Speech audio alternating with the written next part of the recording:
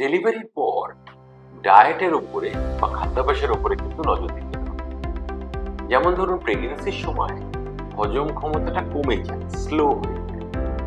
সেই জন্য বেশি মশলা বা বেশি ঝাল, ফাস্ট ফুড এগুলো কিন্তু হজম করতে অসুবিধা।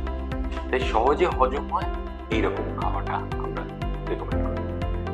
ঠিক সেরকমই ডেলিভারির পরেও কিন্তু হজম ক্ষমতাটা স্বাভাবিক ফিরে আসতে সময় নেয়। তাই ডেলিভারির পরেও সহজে হজম হবে সেই খাওয়া খাওয়া দরকার।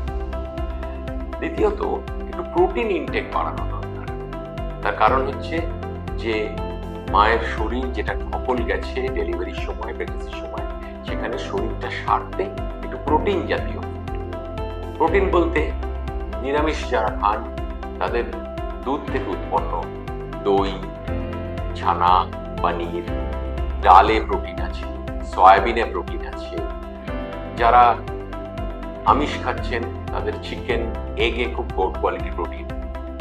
এছাড়া সয়াবিনে প্রোটিন রয়েছে, ছোলায় প্রোটিন রয়েছে। অর্থাৎ এই ধরনের খাবার কিন্তু ডায়েটের মধ্যে ইনক্লুড করা খুব দরকার। আরেকটা জিনিস, ব্রেস্ট ফিডিং আমরা সবসময় বলি ডেলিভারি পর ব্রেস্ট ফিডিং করানো খুবই প্রয়োজনীয়। ব্রেস্ট ফিডিং এর জন্য ক্যালসিয়াম খুব দরকার। ক্যালসিয়ামে প্রথম কথা মায়ের শরীর থেকে ক্যালসিয়াম কমে যায় ব্রেস্ট ফিডিং এর সময়। দ্বিতীয়ত ক্যালসিয়াম খেলে ব্রেস্ট ফিডিংটাও বজায় থাকে। ক্যালসিয়াম খুব ভালো রয়েছে ফলের মধ্যে, আতা, পেয়ারা।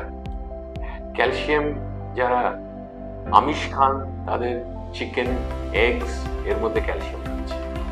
ক্যালসিয়াম নিরামিষ খাচ্ছেন যারা তাদের নাটস এর মধ্যে রয়েছে।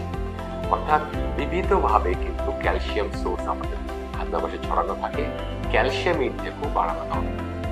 আরেকটা জিনিস যেটা খুব বাড়ানো দরকার সেটা হচ্ছে খুব বেশি মাত্রায় ফ্লুইডস, অর্থাৎ জল এর সাথে যাতে ডিহাইড্রেশন না হয়।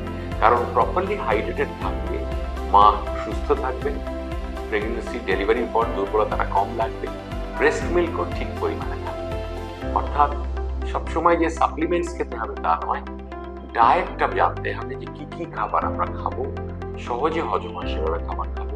এইভাবে কিন্তু আমাদের ডেলিভারির পর যে সময়টা, এই সময়টা ব্রেস্ট ফিডিংও থাকবে এবং ডায়েটের উপর নজর দেওয়া খুব জরুরি।